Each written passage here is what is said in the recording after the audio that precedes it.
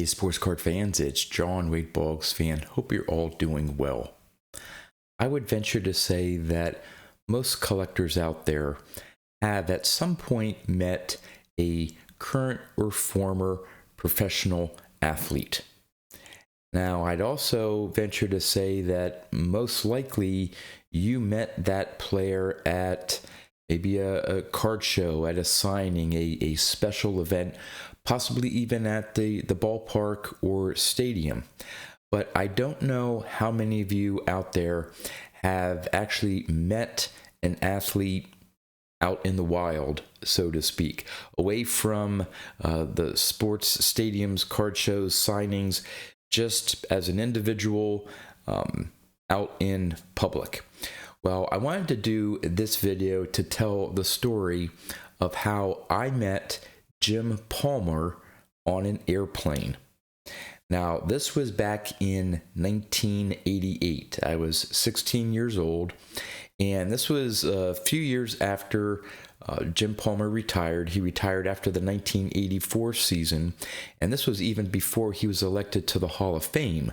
He was elected in 1990. So my family and I flew out to California, Pomona, California, which is outside of Los Angeles and not too far away from Anaheim. My aunt, my dad's sister, lived out there with my two cousins.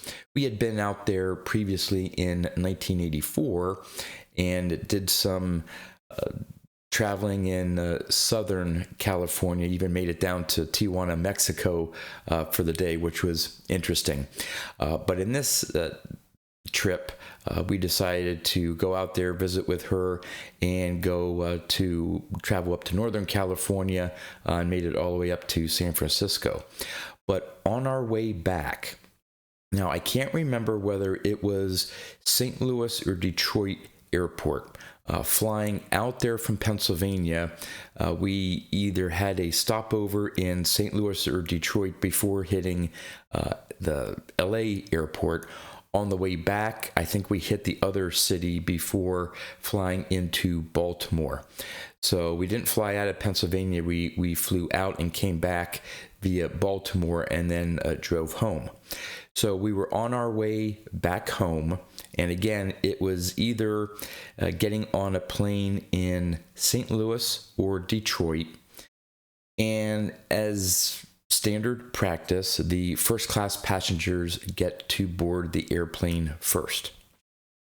So that took place. I didn't notice anything out of the ordinary. But when it came time for my family and I to board the plane, our seats were a few rows back after the curtain. I don't know if they even use the curtain anymore to divide the first class passengers from the peons in the back of the plane. But as I recall, our seats were maybe just a couple rows into the economy class seats before, between the first class seats. And so we're walking back into the plane, and I just happened to look over to my right. I was like, boy, that looks like Jim Palmer. So we find our seats or whatever, and I'm sitting next to my dad. My mom and sister are with me as well. And I go to my dad and I said, Dad, I think that's Jim Palmer. And of course, my dad, being the pessimist, he's like, no, that's not Jim Palmer. We're in Detroit or St. Louis, and he probably lives in the Baltimore area. I'm like, Dad, I'm almost positive that's Jim Palmer. He goes, no, it can't be. So I sort of let it rest. But as we were, doing the pre-takeoff routine, and the flight attendant was doing this or whatever, I got her attention. So this was just before we were taxiing to take off. And I said to her, excuse me, ma'am, I think that's Jim Palmer up in first class. And she didn't say yes, but she sort of gave me a nod of saying like, yeah, it is him. And so I gave my dad a little nudge. See, I told you. And I'm like, okay, so I knew it was him. And so I was like, with my dad, I'm like, I would love to get his autograph. I'm like, what do we have to get an autograph on? And I didn't have a baseball with me. I didn't have a picture, whatever. And my dad had taken some work out with him. So he had just a little, not a duffel bag, but just a little bag with some paperwork and stuff. And he's rummaging through and he says, well, I have this index card. Now, the index card on one side had the lines, and he had written some notes on something, but the other side was blank. And he had a pen. I'm like, well, this is the best I have. So again, we haven't quite taken off yet, and I get the attention of the flight attendant again. I said, is there any way I can just run up to first class and see if I can get Jim Palmer's autograph?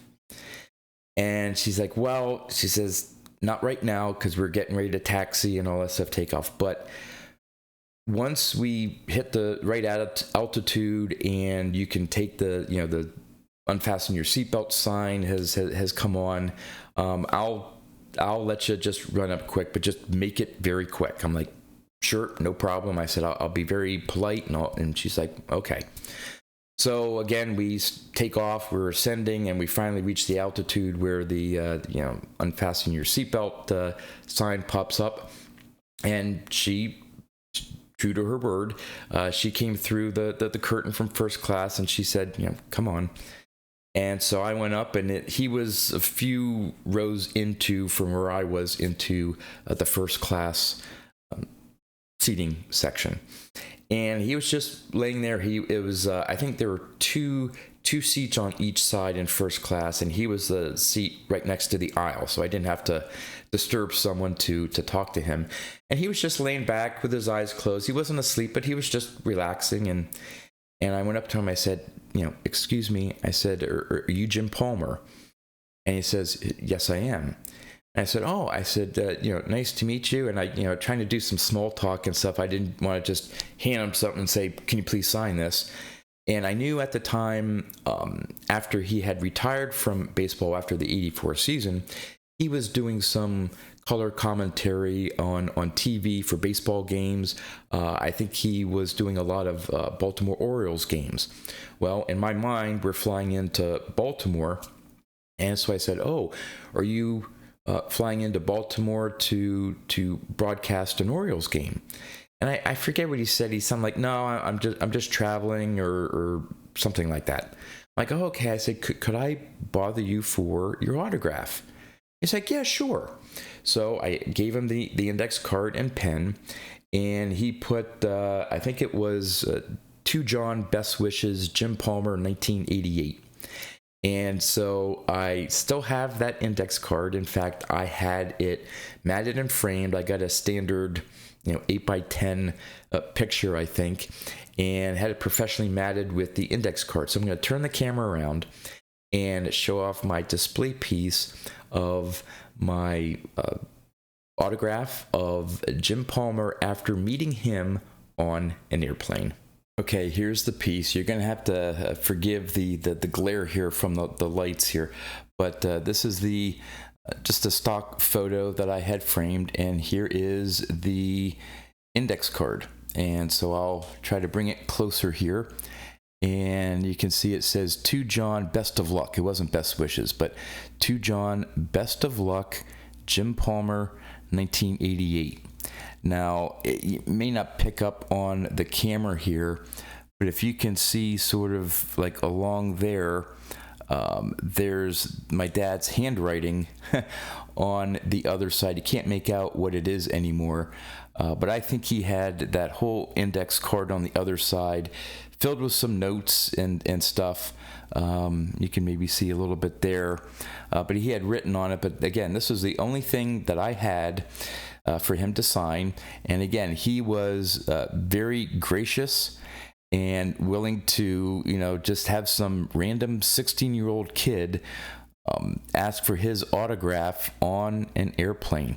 So I hope you enjoyed this story and a little bit of, just history there for me in being able to meet Jim Palmer in person, outside of his baseball life or post baseball life, but just as a guy on an airplane, flying just like we were. So hope you enjoyed with that. That's all I have for you. So until next time, thanks for watching.